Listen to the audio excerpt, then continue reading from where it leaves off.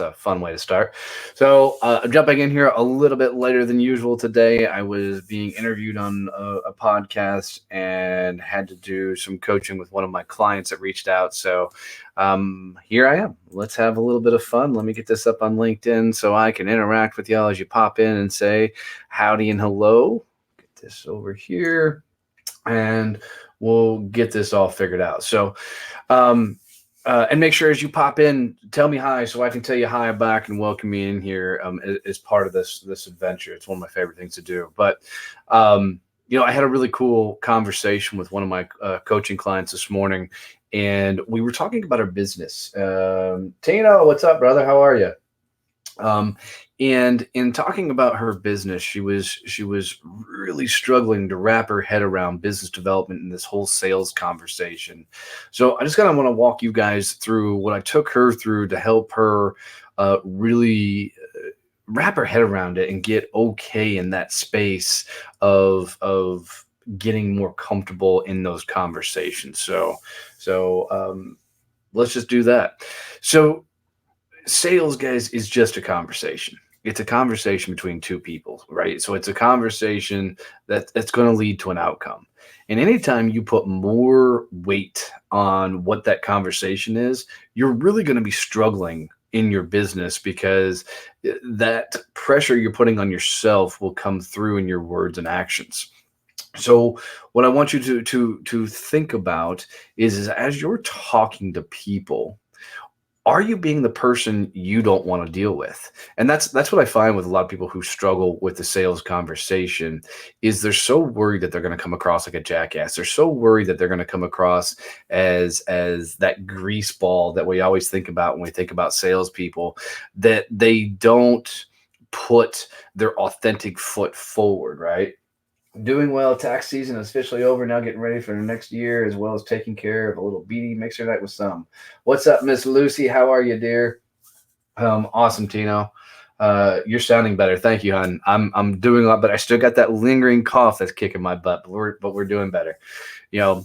And what? So see, you made me cough, Lucy. With that, sales conversation, happening, it is so important for you to show up, authentically as you in that conversation because, growing up in the sales game, I always seemed to be two different people. I was sales guy Donnie, and then I was, at home Donnie. And those people never met because I was always worried that maybe they wouldn't like me or maybe they wouldn't connect with me. I wouldn't look as professional. I wouldn't know the knowledge. And so all of this kind of stuff, I would put out there in front of me. And although I had some successes in business and some successes in sales, you're fine, Lucy. I was kidding with you. That's funny. I found these successes in sales and everything. I was getting very transactional in my business. I wasn't keeping clients for a very long time, and I wasn't, constantly growing my business. I was kind of churning my business. And what I mean is that I'd get deals closed and business in and things would happen. But hello, good morning. What's left of it? Looking forward to an amazing afternoon. Me too, Tabitha. How are you this morning, dear? I know we are getting close to it, aren't we? But what I found is over the years, the more that I've treated, that's a good word, treated, this is how you know it's real life, how I've treated those conversations as just a conversation. And going in it with the mindset of understanding with what I have really solve what their issues are. With what do I serve? Will it really help them in their business? Will it help them in their life? Can I really solve a problem in their world? And it wasn't about getting my products and services in their laps. It was about understanding, are they a good fit for my business? And in changing my mindset around that, are they a good fit for my business? What I found is it allowed me to have a lot deeper conversations with people. Allowed me to have a lot more. It's like everything. Let go of the outcome. When competing in a sport, it's powerful to be in the moment and not think about your scoreboard. Yeah, I love that. And if guys, if you don't know, Lucy's a competitive archer. Is that the right way of saying it, Luce? Um, but that's the thing. And to that point, there's a great movie that just demonstrates how to let go, and it's For the Love of the Game with Kevin Costner. And if you haven't seen it, man, you only need to go to YouTube and type in Kevin Costner silent the mechanism, or silence the mechanism, and you should find clips on it. It's just amazing. And what happens is Kevin Costner's on the pitching mound, Major League Baseball, and the fans are jeering at him, yelling, screaming at him. They're shaking him all up, trying to, what they do call freeze the pitcher. And he looks at the batter, the catcher, the umpire, and just says, silence the mechanism. And all of a sudden, you get to see this dramatic, cinematic effect where the crowd like fades away and everything comes down. And only thing he can see is himself on the mound, the guy batting, the catcher, and the umpire. It's the greatest visualization I've seen of clearing out your mind to go have a great, genuine conversation with somebody. And if you can get yourself to this state of let's focus on the here and now, where we're at, let's focus on what's the conversation we're have, and genuinely go in to understand what they're looking for, what they're into, what they want to know, what you're going to find is that conversation goes to a really authentic level.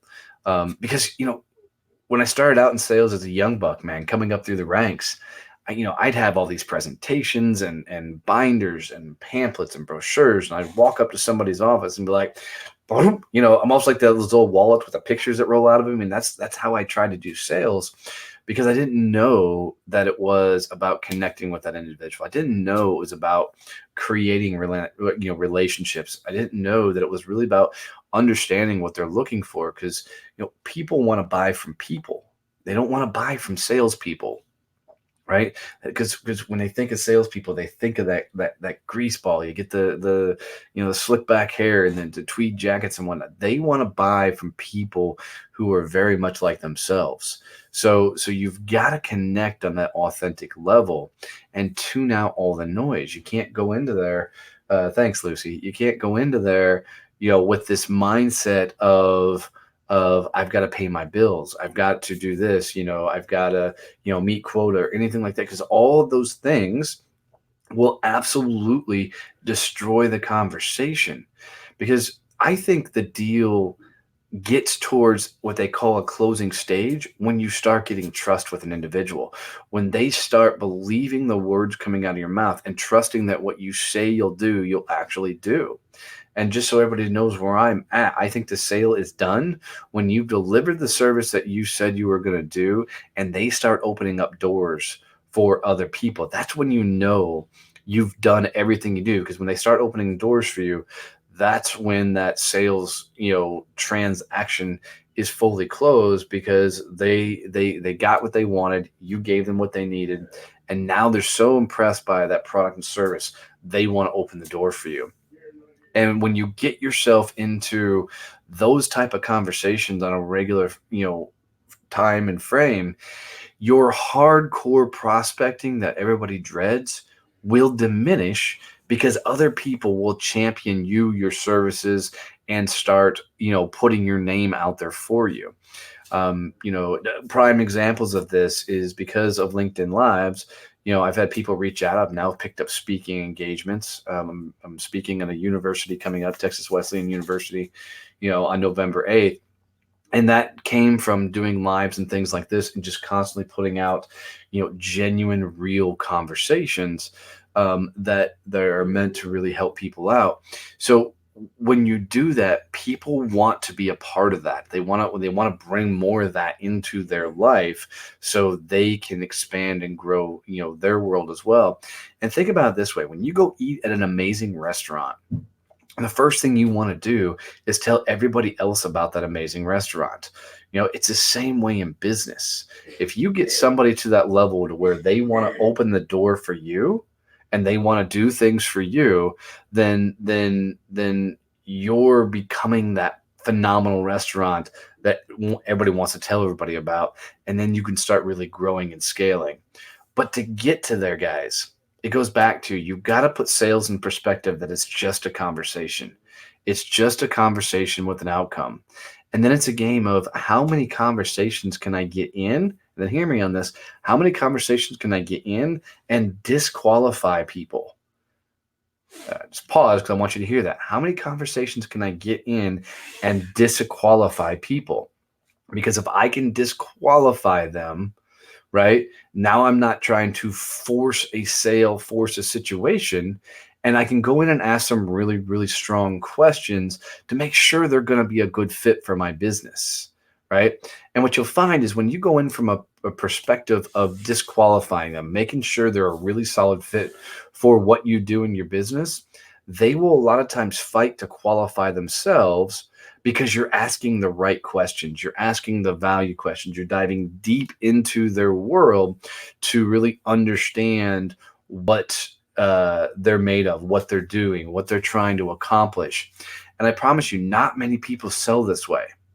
Many people are going to come after people and try and wow them with how awesome they are, what their services are, and trying to impress them with everything that they do. People hate that stuff. They don't want that. I mean, you got to think about, how do you want somebody to sell to you, right? And you've got to deliver that way. And if somebody comes in and genuinely comes to start asking questions to understand you, your business, and everything else, you get a lot more value out of that conversation, and are then able to level up and move your business forward. Right. So it allows you to get in the game and start getting to scaling. And I think, one of the coolest things and ways to scale your business is by getting other people to really start championing what you're doing with your clients and services. I mean, it's one of the greatest compliments in the world when one of my clients comes to me and says, "Hey, Donnie, let me introduce you to so-and-so. I've already told them what you've done for my business, how you scaled it, how you've grown it, how you've gotten me to where I'm at." They're really excited to sit down and talk with you. Guys, when those things happen, I'm not saying the deal's already closed, but it's sure a lot easier conversation. And you get those by delivering what you say you're going to do in your business, and it allows you to really ramp up, scale up, and do more with your business. So think about, think about your business and growing it. How do you get more conversations? Because the more conversations, the more repetition, the more you get your flow down, the more you can show up and be authentic. And look, the biggest struggle I find for and get everything going, the more you can get those people to start raising their hand and say, "Hey, let's do business together." And then even more importantly, start saying, "Hey, here's some other people you need to talk to." So I hope this makes sense, guys. I mean, because it's really what's helped me tremendously in my business as I've moved forward and gotten everything to ramp up, scale up, and push things forward.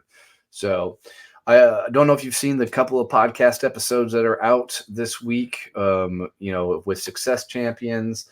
I did Andy Bounds, international speaker. He's one of the top sales trainers in all of UK. So you can find that on Success Champions. Go check that episode out. On Your High Vibe Business, we released, why you should be starting a Facebook group for your business. An amazing episode. Just go listen to Your High Vibe Business wherever you listen to podcasts. Thanks, Tino. I appreciate you, brother. And dive into those. And I'd always, guys, if you listen to one of those episodes, shoot me a message or something and tell me what you thought of them, because I always love that feedback.